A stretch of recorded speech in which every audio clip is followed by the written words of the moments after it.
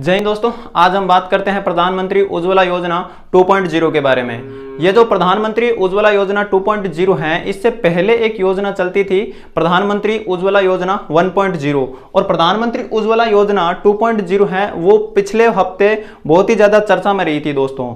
तो इसके बारे में हम देखते हैं कि इसको जो चर्चा में रहने का क्या कारण था।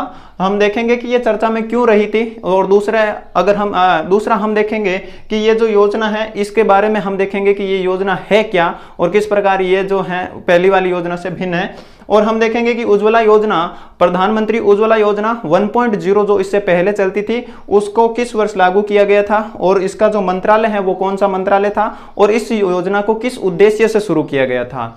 और साथ ही हम देखेंगे कि ये जो प्रधानमंत्री उज्ज्वला योजना 1.0 है इसकी क्या विशेषता थी और हम देखेंगे कि ये जो प्रधानमंत्री उज्ज्वला योजना 1.0 है ये 2.0 से किस प्रकार भिन्न थी या फिर हम देखेंगे कि इन दोनों में क्या डिफरेंसेस थे। तो हम देखते हैं कि ये जो प्रधानमंत्री उज्ज्वला योजना 2.0 है ये पिछले सप्ताह बहुत ज्यादा चर्चा में रही। तो इसके पीछे चर्चा में रहने का वजह यह है कि प्रधानमंत्री नरेंद्र मोदी, भारत के प्रधानमंत्री माननीय नरेंद्र जी मोदी ने 10 अगस्त को प्रधानमंत्री उज्ज्वला योजना की शुरुआत, प्रधानमंत्री उज्ज्वला योजना 2.0 की शुरुआत की थी। इससे पहले प्रधानमंत्री उज्ज्वला योजना 1.0 चलती थी, लेकिन उसमें एक नया फेज जोड़कर प्रधानमंत्री उज्ज्वला योजना 2.0 कर दिया गया है और इसका नाम जो है वो इसकी जो शुभारंभ है वो किया गया था 10 अगस्त को।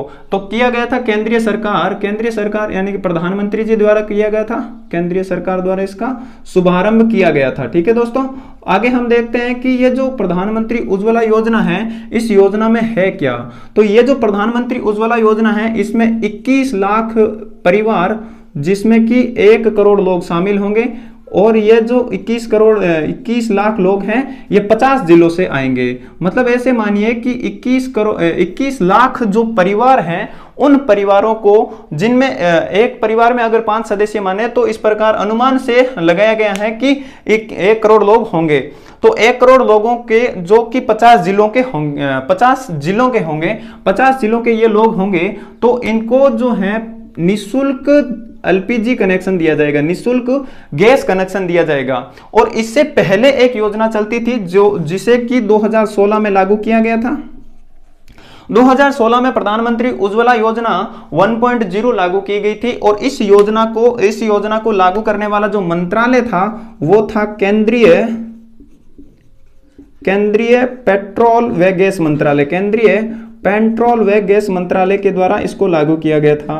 पेट्रोल व गैस मंत्रालय के द्वारा जो प्रधानमंत्री उज्ज्वला योजना 1.0 है इसको लागू किया गया था और जिसे 2016 में लागू किया गया था। और अब देखते हैं कि ये जो प्रधानमंत्री उज्ज्वला योजना है, इस प्रधानमंत्री उज्ज्वला योजना 1.0 का उद्देश्य क्या था। तो इसके अंतर्गत उद्देश्य रखा गया था 5 करोड़ लोगों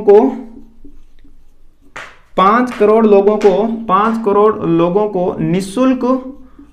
निःशुल्क गैस कनेक्शन उपलब्ध कराना, निःशुल्क गैस कनेक्शन उपलब्ध कराना, गैस कनेक्शन घरेलू उपयोग के लिए गैस कनेक्शन उपलब्ध कराना, निःशुल्क गैस कनेक्शन उपलब्ध कराना इसका उद्देश्य था। और इस जो ये पहले वाली योजना चलती थी इसकी विशेषता ये थी कि इसमें पहले तो 5 करोड़ लोगों का उद्देश्य, 5 करोड़ लोगों को रखा गया था और इसमें जो है ये जो पहले वाली योजना है इसमें एलपीजी में जो भी बीपीएल सदस्य आते थे, बिलो पॉवर्टी लाइन यानी कि गरीबी रेखा के नीचे जो भी जीवन व्यतीत कर रहे थे उनको एलपीजी सुविधा दी जा रही थी यानी कि गैस कनेक्शन दिया जा रहा था। अब जो इसके अंतर्गत ये था कि 5 करोड़ लोगों को गैस कनेक्शन दिया जाना था, लेकिन 2018 में इसमें संशोधन करते हुए एक और बात जोड़ दी गई कि अब जो है 8 करोड़ लोगों को एलपीजी जो भी घरेलू सुविधा के घरेलू उपयोग के लिए गैस कनेक्शन दिया जाएगा। और इससे ये जो 8 करोड़ का जो लक्ष्य रखा गया था इसे 2019 में प्राप्त कर लिया गया।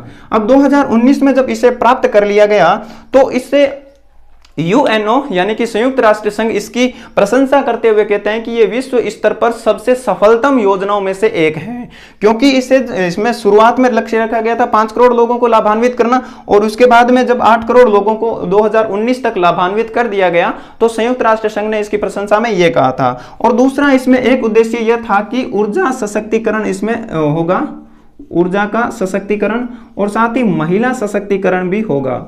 अब महिला सशक्तिकरण के बारे में आप सोच रहे होंगे कि ये जो गैस कनेक्शन है इससे महिला सशक्तिकरण कैसे होगा। तो दोस्तों ऐसे होता है कि घर में जो भी खाना पकाने वगैरह की जो जिम्मेदारी होती है वो महिलाओं पर होती है।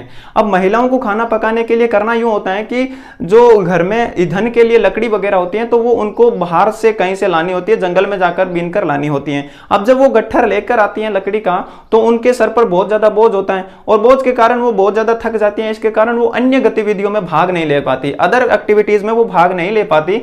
इसके कारण होता यूं है कि वो जो महिलाओं दबी रह जाती हैं, समाज में महिलाओं को उतना ज्यादा योगदान नहीं मिल पाता। इसी के कारण जब ये एलपीजी अब जो गैस कनेक्शन दे दिया जाएगा तो महिलाओं को एक अन्य टाइम मिल जाएगा जिससे कि वो एक अपना विकास करने के लिए लगा सकती हैं। और दूसरा यूं कि जब महिलाओं को जब लकड़ी जलाकर भोजन बनाना होता था तो महिला जब लकड़ी जलाकर भोजन बनाती हैं तो उसमें भारी मात्रा में कार्बन डाइऑक्साइड निकलती है, यानी कि धुआं विसर्जित होता है। अब जब धुआं निकलेगा तो इससे महिलाओं को स्वास्थ्य पर काफी ज्यादा प्रभाव पड़ता था, महिलाओं को बहुत सारी गंभीर बीमारियां हो जाती थी। तो इसी प्रकार महिला सशक्तिकरण भी इससे होगा। और अब देखते हैं कि ये जो योजना का दूसरा चरण है यानी कि 2.0, ये पहली वाली योजना यानी कि 1.0 से किस प्रकार भिन्न है। तो पहली वाली योजना में जो है बीपीएल सदस्यों को शामिल किया गया था, सिर्फ और सिर्फ बीपीएल सदस्यों को शामिल किया गया था।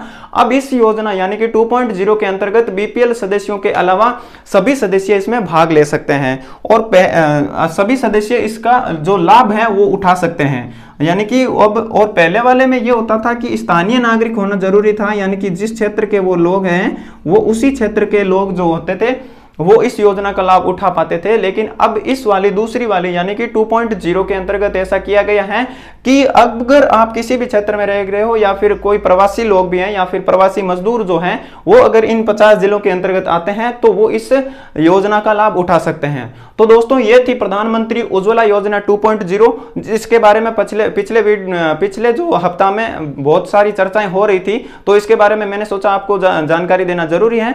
तो दोस्तों अगले वाले हफ्ते में भी हम ऐसे ही एक महत्वपूर्ण मुद्दे पर बातचीत करेंगे। तो कैसी लगी वीडियो आप अपने कमेंट बॉक्स में इसके बारे में जरूर बताइएगा दोस्तों। धन्यवाद।